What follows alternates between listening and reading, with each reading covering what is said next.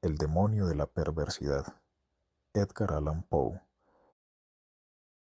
En la consideración de las facultades e impulsos de los prima mobilia del alma humana, los frenólogos han olvidado una tendencia que, aunque evidentemente existe como un sentimiento radical, primitivo, irreductible, los moralistas que los precedieron también habían pasado por alto. Con la perfecta arrogancia de la razón, todos la hemos pasado por alto.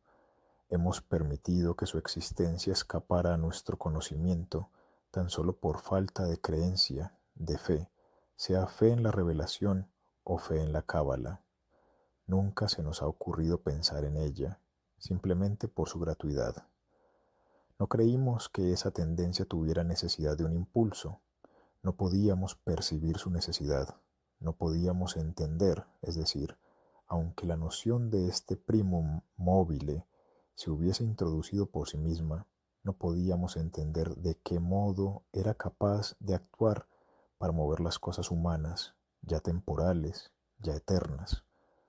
No es posible negar que la frenología y en gran medida toda la metafísica han sido elaboradas a priori. El metafísico y el lógico, más que el hombre que piensa o el que observa, se ponen a imaginar designios de Dios, a dictarle propósitos, habiendo sondeado de esta manera a gusto las intenciones de Jehová, construyen sobre estas intenciones sus innumerables sistemas mentales.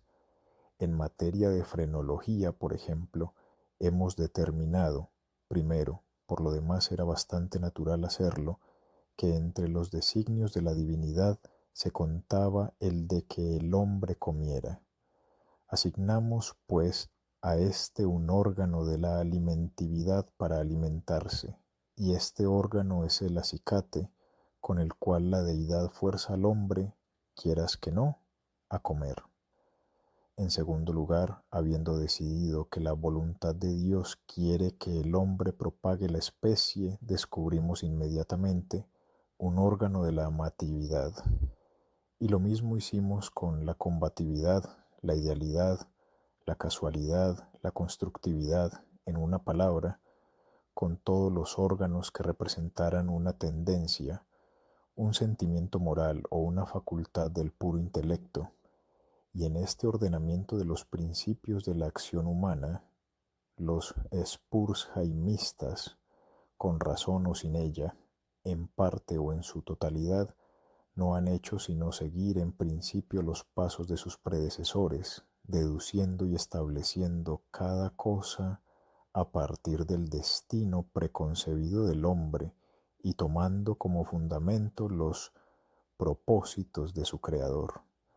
Hubiera sido más prudente, hubiera sido más seguro fundar nuestra clasificación, puesto que debemos hacerla, en lo que el hombre habitual u ocasionalmente hace y en lo que siempre hace ocasionalmente, en cambio de fundarla en la hipótesis de lo que Dios pretende obligarle a hacer.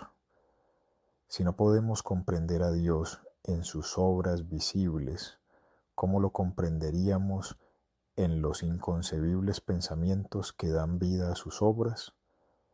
Si no podemos entenderlo en sus criaturas objetivas, ¿cómo hemos de comprenderlo en sus tendencias esenciales y en las fases de la creación? La inducción a posteriori hubiera llevado a la frenología a admitir, como principio innato y primitivo de la acción humana, algo paradójico que podemos llamar perversidad, a falta de un término más característico. En el sentido que le doy es en realidad un móvil sin motivo, un motivo no motivado. Bajo sus incitaciones actuamos sin objeto comprensible, o, si esto se considera una contradicción en los términos, podemos llegar a modificar la proposición y decir que bajo sus incitaciones actuamos por la razón de que no deberíamos actuar. En teoría, ninguna razón puede ser más irrazonable, pero de hecho no hay ninguna más fuerte. Para ciertos espíritus en ciertas condiciones llega a ser absolutamente irresistible.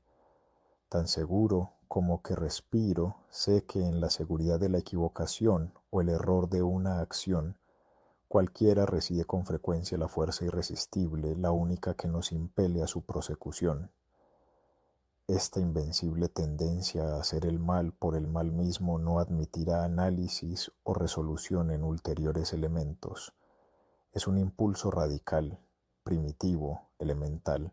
Se dirá, lo sé, que cuando persistimos en nuestros actos porque sabemos que no deberíamos hacerlo, nuestra conducta no es sino una modificación de la que comúnmente provoca la combatividad de la frenología. Pero una mirada mostrará la falacia de esta idea. La combatividad a la cual se refiere la frenología tiene por esencia la necesidad de autodefensa. Es nuestra salvaguardia contra todo daño.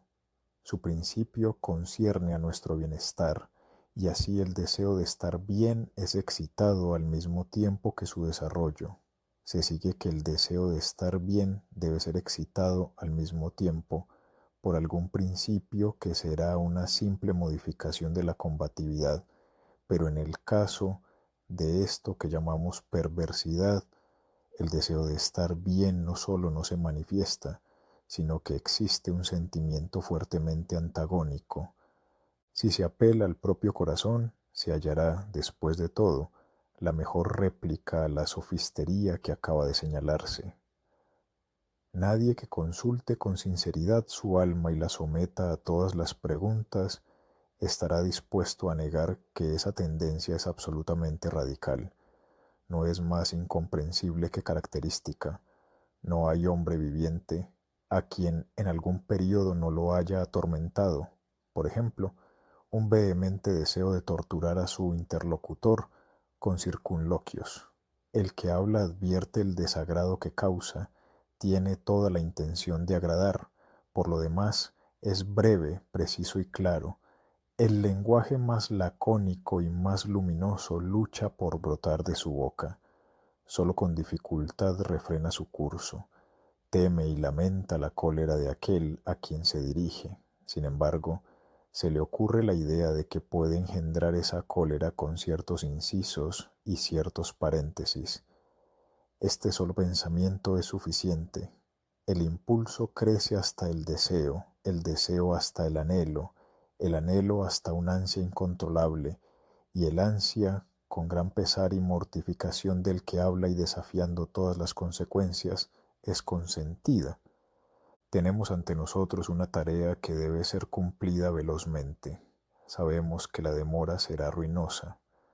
La crisis más importante de nuestra vida exige a grandes voces energía y acción inmediatas. Ardemos, nos consumimos de ansiedad por comenzar la tarea, y en la anticipación de su magnífico resultado nuestra alma se enardece. Tiene que ser emprendida hoy, y sin embargo la dejamos para mañana. ¿Y por qué? No hay respuesta, salvo que sentimos esa actitud perversa, usando la palabra sin comprensión del principio. El día siguiente llega, y con él una ansiedad más impaciente por cumplir con nuestro deber. Pero con este verdadero aumento de ansiedad llega también un indecible anhelo de postergación realmente espantosa por lo insondable. Este anhelo cobra fuerzas a medida que pasa el tiempo. La última hora para la acción está al alcance de nuestra mano. Nos estremece la violencia del conflicto interior, de lo definido con lo indefinido, de la sustancia con la sombra. Pero si la contienda ha llegado tan lejos, la sombra es la que vence. Luchamos en vano. Suena la hora y doblan a muerto por nuestra felicidad. Al mismo tiempo es el canto del gallo para el fantasma que nos había atemorizado. Vuela, desaparece, somos libres. La antigua energía retorna. Trabajaremos ahora. ¡Ay! Es demasiado tarde. Estamos al borde de un precipicio. Miramos el abismo, sentimos malestar y vértigo. Nuestro primer impulso es retroceder ante el peligro. Inexplicablemente nos quedamos. En lenta graduación, nuestro malestar y nuestro vértigo se confunden en una nube de sentimientos inefables. Por grados aún más imperceptibles esta nube cobra forma, como el vapor de la botella de donde surgió el genio en las mil y una noches. Pero en esa nube nuestra al borde del precipicio adquiere consistencia una forma mucho más terrible que cualquier genio o demonio de leyenda, y sin embargo es sólo un pensamiento, aunque temible, de esos que hielan hasta la médula de los huesos con la feroz delicia de su horror. Es simplemente la idea de lo que serían nuestras sensaciones durante la veloz caída desde semejante altura, y esta caída, esta fulminante aniquilación, por la simple razón de que implica la más espantosa y la más abominable entre las más espantosas y abominables imágenes de la muerte y el sufrimiento que jamás se hayan presentado a nuestra imaginación, por esta simple razón la deseamos con más fuerza. Y porque nuestra razón nos aparta violentamente del abismo, por eso nos acercamos a él con más ímpetu. No hay en la naturaleza pasión de una impaciencia tan demoníaca como la del que, estremecido al borde de un precipicio, piensa arrojarse en él. Aceptar por un instante cualquier atisbo de pensamiento significa la perdición inevitable, pues la reflexión no hace sino apremiarnos para que no lo hagamos, y justamente por eso, digo, no podemos hacerlo, si no hay allí un brazo amigo que nos detenga, o si fallamos en el súbito esfuerzo de echarnos atrás, nos arrojamos, nos destruimos. Examinemos estas acciones y otras similares. Encontraremos que resultan sólo del espíritu de perversidad. Las perpetramos simplemente porque sentimos que no deberíamos hacerlo.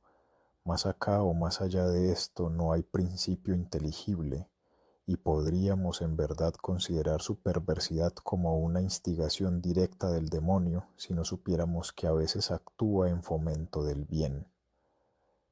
He hablado tanto que en cierta medida puedo responder a vuestra pregunta, puedo explicaros por qué estoy aquí, puedo mostraros algo que tendrá por lo menos una débil apariencia de justificación de estos grillos y esta celda de condenado que ocupo, si no hubiera sido tan prolijo, o no me hubierais comprendido, o, como la chusma, me hubierais considerado loco.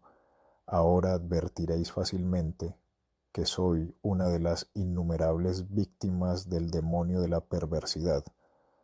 Es imposible que acción alguna haya sido preparada con más perfecta deliberación. Semanas, meses enteros medité en los medios del asesinato. Rechacé 1000 planes porque su realización implicaba una chance de ser descubierto. Por fin, leyendo algunas memorias francesas, encontré el relato de una enfermedad casi fatal sobrevenida a Madame Pilot por obra de una vela accidentalmente envenenada. La idea impresionó de inmediato mi imaginación. Sabía que mi víctima tenía la costumbre de leer en la cama. Sabía también que su habitación era pequeña y mal ventilada, pero no necesito fatigaros con detalles impertinentes. No necesito describir los fáciles artificios mediante los cuales sustituí, en el candelero de su dormitorio, la vela que allí encontré por otra de mi fabricación. A la mañana siguiente lo hallaron muerto en su lecho, y el veredicto del coronel fue: muerto por la voluntad de Dios. Heredé su fortuna y todo anduvo bien durante varios años. Ni una sola vez cruzó por mi cerebro la idea de ser descubierto. Yo mismo hice desaparecer los restos de la bujía fatal. No dejé huella de una pista por la cual fuera posible acusarme o siquiera hacerme sospechoso del crimen. Es inconcebible el magnífico sentimiento de satisfacción que nacía en mi pecho cuando reflexionaba en mi absoluta seguridad. Durante un periodo muy largo me acostumbré a deleitarme en este sentimiento. Me proporcionaba un placer más real que las ventajas simplemente materiales derivadas de mi crimen. Pero le sucedió, por fin, una época en que el sentimiento agradable llegó, en gradación casi imperceptible, a convertirse en una idea obsesiva, torturante, torturante por lo obsesiva. Apenas podía librarme de ella por momentos. Es harto común que nos fastidie el oído, o más bien la memoria, el machacón estribillo de una canción vulgar, o algunos compases triviales de una ópera. El martirio no sería menor si la canción en sí misma fuera buena, o el aria de ópera meritoria. Así es como, al fin, me descubría permanentemente pensando en mi seguridad y repitiendo en voz baja la frase «Estoy a salvo». Un día, mientras vagabundeaba por las calles, me sorprendí en el momento de murmurar casi en voz alta las palabras acostumbradas. En un acceso de petulancia les di esta nueva forma: «Estoy a salvo». Estoy a salvo si no soy lo bastante tonto para confesar abiertamente. No bien pronuncié estas palabras, sentí que un frío de hielo penetraba hasta mi corazón. Tenía ya alguna experiencia de estos accesos de perversidad, cuya naturaleza he explicado no sin cierto esfuerzo, y recordaba que en ningún caso había resistido con éxito sus embates, y ahora la casual insinuación de que podía ser lo bastante tonto para confesar el asesinato del cual era culpable se enfrentaba conmigo como la verdadera sombra de mi asesinado y me llamaba a la muerte. Al principio hice un esfuerzo para sacudir esta pesadilla de mi alma. Caminé vigorosamente, más rápido, cada vez más rápido, para terminar corriendo. Sentía un deseo enloquecedor de gritar con todas mis fuerzas. Cada ola sucesiva de mi pensamiento me abrumaba de terror, pues, ¡ay!, yo sabía bien, demasiado bien, que pensar en mi situación era estar perdido. Aceleré aún más el paso. Salté como un loco por las calles atestadas. Al fin el populacho se alarmó y me persiguió. Sentí entonces la consumación de mi destino. Si hubiera podido arrancarme la lengua, lo habría hecho. Pero una voz ruda resonó en mis oídos. Una mano más ruda me aferró por el hombro. Me volví. Abrí la boca para respirar. Por un momento experimenté todas las angustias del ahogo. Estaba ciego, sordo, aturdido, y entonces algún demonio invisible, pensé, me golpeó con su ancha palma en la espalda. El secreto, largo tiempo prisionero, irrumpió de mi alma. Dicen que hablé con una articulación clara, pero con marcado énfasis y apasionada prisa, como si temiera una interrupción antes de concluir las breves pero densas frases que me entregaban al verdugo y al infierno. Después de relatar todo lo necesario para la plena acusación judicial, caí por tierra desmayado. Pero, ¿para qué diré más? Hoy tengo estas cadenas y estoy aquí. Mañana estaré libre. ¿Pero dónde?